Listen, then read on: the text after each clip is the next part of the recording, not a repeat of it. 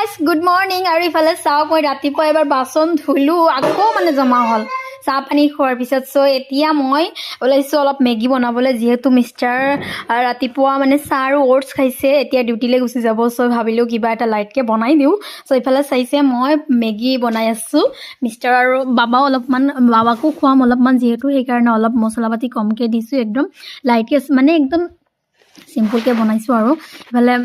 জানেইতো ৰাতিপুৱা মিষ্টাৰত গুচি গ'লে সিহঁতৰ কাৰণে ভাত নবনালে বহুত বেয়া লাগি থাকে মানে ডিউটিত যাম অঁ ডিউটিত কিহৰ ডিউটি আছে কি আছে এপিএল ফাইনাল গাইজ ইফালে চাব গৈছিলোঁ মানে মিষ্টাৰ ৰেডি হ'লনে নাই আহি পিনে চাইছোঁ বাচ্ছাই কি কৰিলে চাওক টাৰ্পিন আছিলে টেমাত টাৰ্পিন গোটেই পেলাই দিছে আৰু ইফালে মোৰ মেগী হৈ গ'ল চ' ৰেডি আৰু খাব আৰু মিষ্টাৰে আৰু গুচি যাব আজিলৈ এইখিনিয়ে যদি ভাল লাগিল লাইক কৰিব কমেণ্ট কৰিব আল্লাহ হাফিজ